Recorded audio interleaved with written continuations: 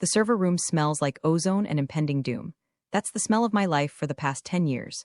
While the rest of the company is upstairs playing grab-ass with marketing budgets and ordering organic kale salads for lunch, I'm down here in the sub-basement, making sure the digital plumbing doesn't burst and spray radioactive sewage all over our Department of Defense contracts. I'm Margaret. I'm the systems compliance lead. It sounds fancy, but really, I'm a glorified janitor for classified data. I clean up the messes before the federal government notices them. I'm the only reason this company hasn't been audited into a smoking crater in the ground. It was a Tuesday when the axe fell. Tuesday is a garbage day for bad news. It ruins the whole rhythm of the week. I was deep in a level 3 audit log, tracking a packet loss that looked suspicious when my phone buzzed. It was HR. Bring your badge, the text said. Classic. Subtle as a brick through a windshield. I walked into the glass-walled conference room on the 12th floor. The air conditioning was set to meet locker, probably to preserve the new CFO's ego. His name was Greg. Greg looked like he was assembled in a factory that makes generic villains for Hallmark movies, too much teeth, a suit that cost more than my car, and eyes that were dead inside. He'd been here 3 weeks. He didn't know a server from a toaster oven. Margaret, Greg said, leaning back in his ergonomic chair like he was about to bestow wisdom upon a peasant. We've been reviewing the operational expenditures. Specifically, your department. I am the department, Greg, I said, not sitting down. My knees were killing me from crawling under the racks earlier. Exactly, he smiled. It was a shark smile. And you're very premium. We found a solution that's more aligned with our new fiscal agility strategy. Fiscal agility, I repeated. The phrase tasted like expired milk. You mean you found someone cheaper? Significantly, he said, sliding a folder across the mahogany table. We've contracted an external team, offshore, very dynamic. They start tomorrow. We'll need your access keys and your badge by end of day. I looked at him. I really looked at him. I looked for a sign of intelligence, a flicker of understanding that we handle data that requires TS/PSI clearance protocols. I saw nothing but dollar signs and the reflection of his own veneers. Greg, I said, my voice dangerously calm. Does this dynamic new team have federal clearance? Do they know the handshake protocols for the DoD uplinks? Because if they don't, you're not just breaking a contract. You're committing a felony. He laughed. He actually chuckled like I was a toddler explaining quantum physics. You tech people always make it sound so dramatic. It's just data, Margaret. It's ones and zeros. Don't worry about the big picture. That's my job.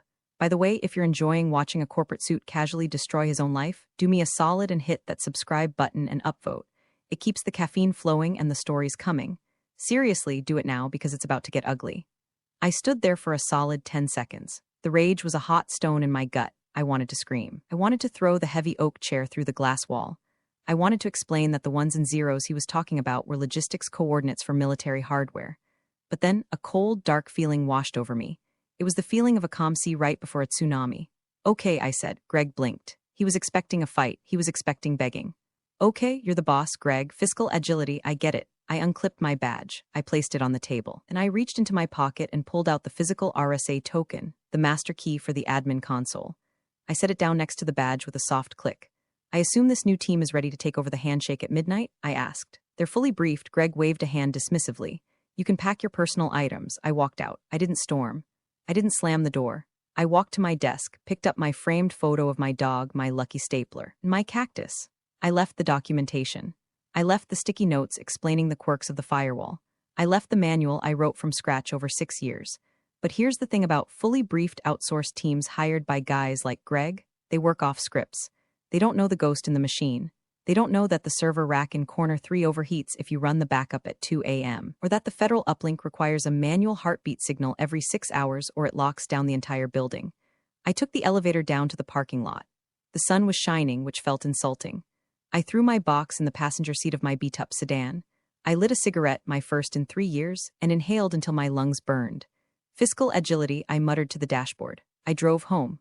I didn't cry. I stopped at the liquor store and bought a bottle of bourbon, the expensive stuff, because I wasn't unemployed. I was retired. And tomorrow, Greg was going to find out exactly what he'd bought with his budget cuts. I knew one thing for certain. The systems were set to auto-cycle at midnight. If the handshake didn't happen, and it wouldn't because the new guys wouldn't have the encryption keys I just left on the table, the system would interpret it as a hostile intrusion. I poured a glass of bourbon, sat on my porch, and waited for the world to burn. My apartment is quiet. It's the kind of quiet you only get when you live alone and your entire career has just been flushed down the toilet by a guy whose tie cost more than your rent. I sat on my couch, the leather cracked and cool against my legs, staring at the TV. I wasn't watching it. It was just noise, a distraction from the clock ticking on the wall. It was 11:45 p.m. In the IT world, specifically the compliance sector, You develop a sixth sense. It's like a phantom limb. Even though I was 10 miles away, stripped of my badge and my access, I could feel the server room humming. I knew the cooling fans were ramping up for the nightly data dump. I knew the scripts were queuing. And I knew that in exactly 15 minutes, a team of underpaid, underqualified contractors in a time zone 12 hours ahead of us was going to try to log in. I took another sip of bourbon. It burned less this time. My phone was sitting on the coffee table. It was my personal phone, but because I had built the entire notification architecture from scratch, my number was hard-coded into the catastrophic failure alert tree. I'd meant to remove it, I really had. But in the chaos of packing my cactus and my dignity, I must have forgot. Oops. At 12:01 a.m., the phone lit up. The screen glowed harsh blue in the dim living room. I didn't pick it up immediately. I just looked at it. A single notification. System alert, unrecognized IP address attempting admin access. I smiled. A dry, humorless smile. There you are, I whispered.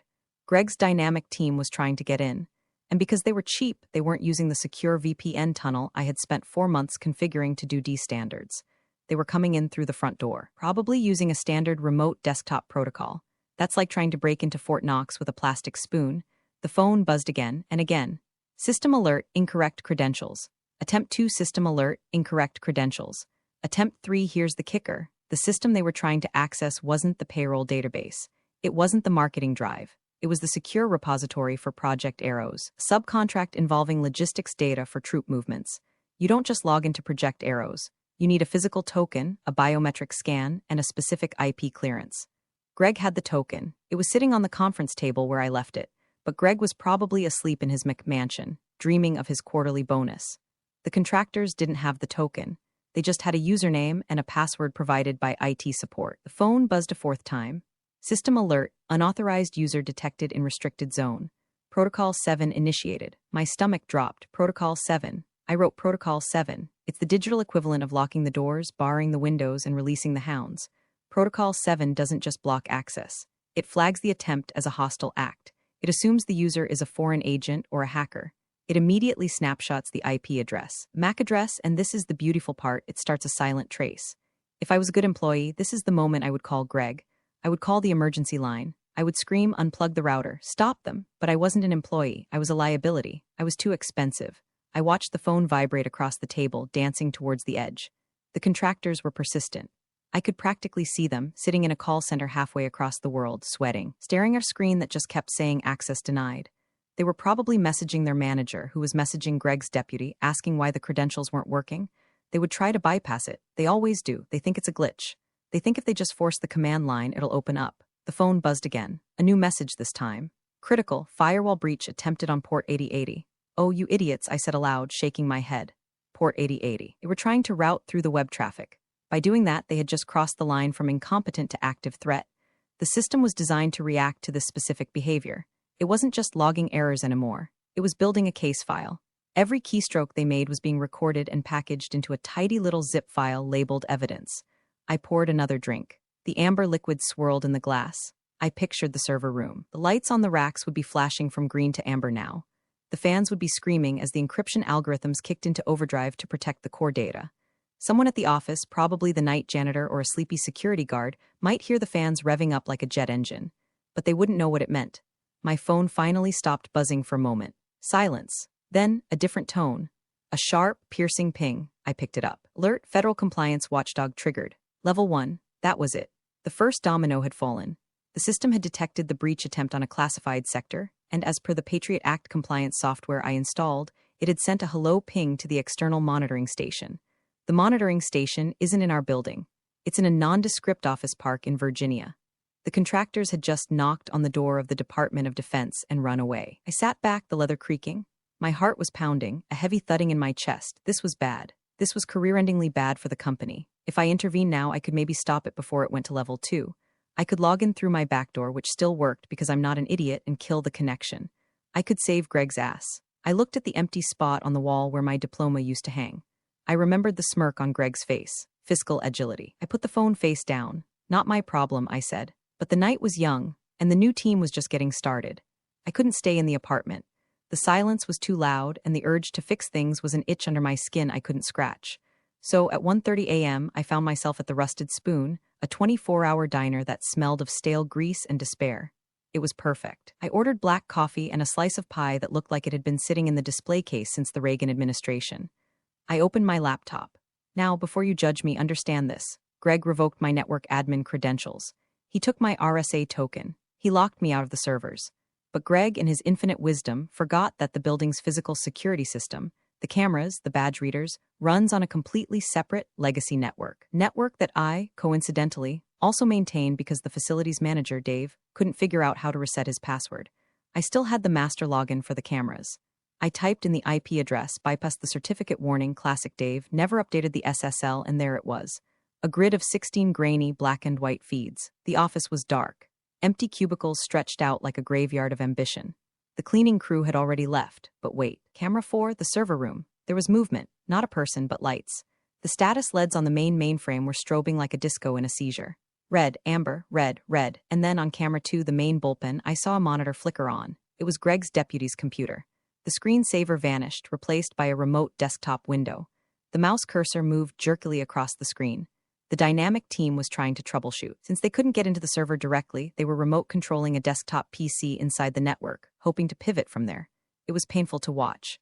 It was like watching a monkey try to perform open-heart surgery with a hammer. I zoomed in on the feed. The resolution was trash, but I could make out the windows opening and closing. Command prompt, control panel, network settings. They were changing the DNS settings. Oh God, I whispered into my coffee cup. The waitress, a woman named Barb who looked like she'd fought a bear and won, topped off my mug without asking. Trouble with the boyfriend? She rasped. Something like that, I said. He's an idiot. They all are, honey. Eat your pie. I watched the screen on my laptop. Changing the DNS settings inside a secure enclave is a massive red flag. It tells the automated security system that the internal network is being hijacked. Suddenly, on the camera feed, the lights in the server room stopped flashing. They went solid red, all of them. Lockdown initiated. I didn't need a notification to know what happened. The system had had enough. It had isolated the core. It had severed the connection to the internet to protect the data. The mouse cursor on the remote desktop in the bullpen froze. The connection was dead.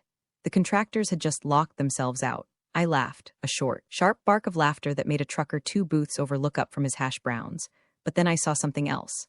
Camera 1, the lobby. A security guard, old Mr. Henderson, was looking at his panel. He picked up the phone. He looked confused. He was dialing a number. He wasn't dialing the police. He was dialing the emergency contact listed on the wall. My phone rang. I stared at it. It was the building front desk. Mr. Henderson was calling me because my name was still on the in case of fire or cyber apocalypse sheet pinned next to the fire alarm.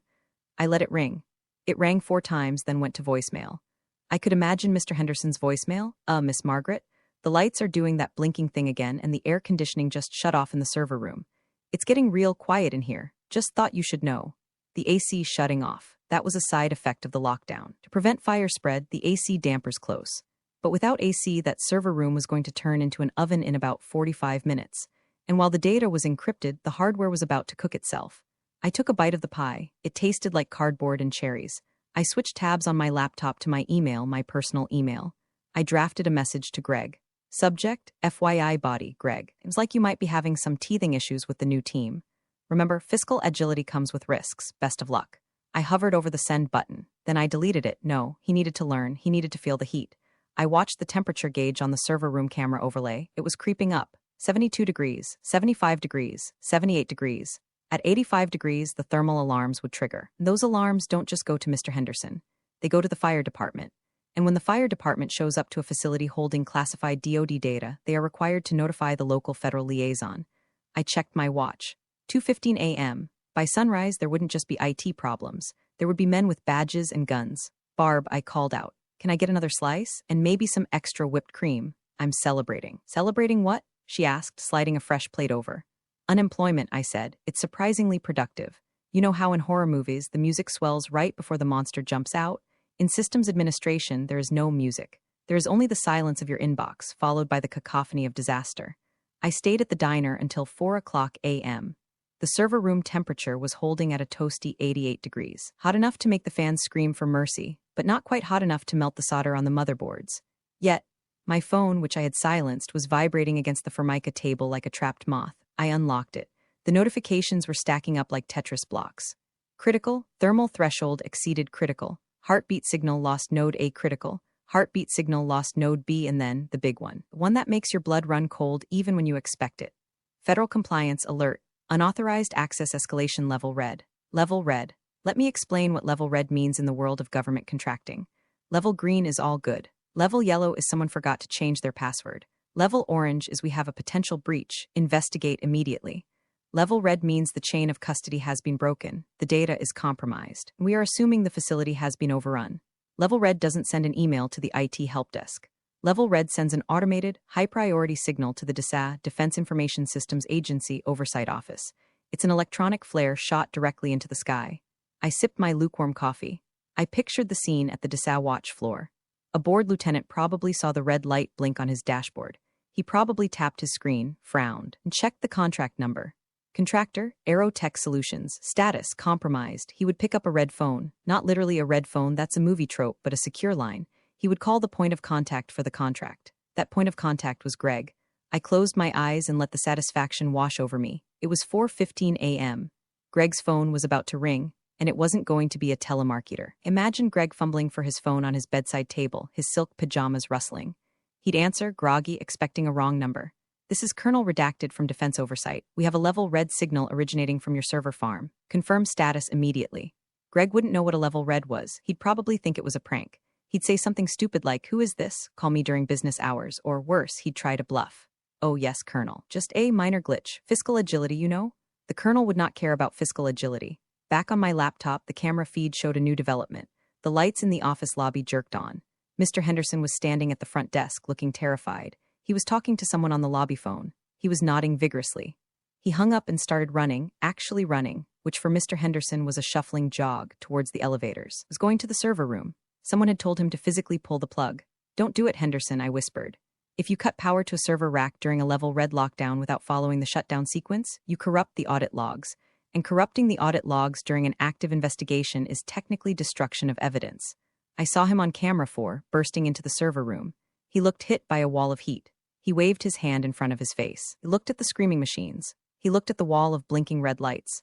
He reached for the main breaker panel. No, I hissed. He hesitated. He looked at the panel, then at the machines. He pulled his hand back. He grabbed his radio instead. Smart man. He was calling for backup, or maybe he just realized he didn't get paid enough to fry himself.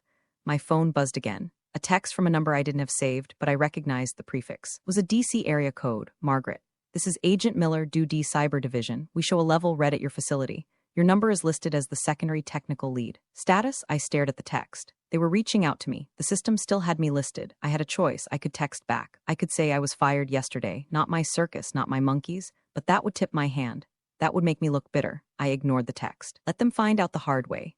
Let them realize that the only person who knew the difference between a cyber attack and a budget cut was currently eating cherry pie in a diner 5 miles away.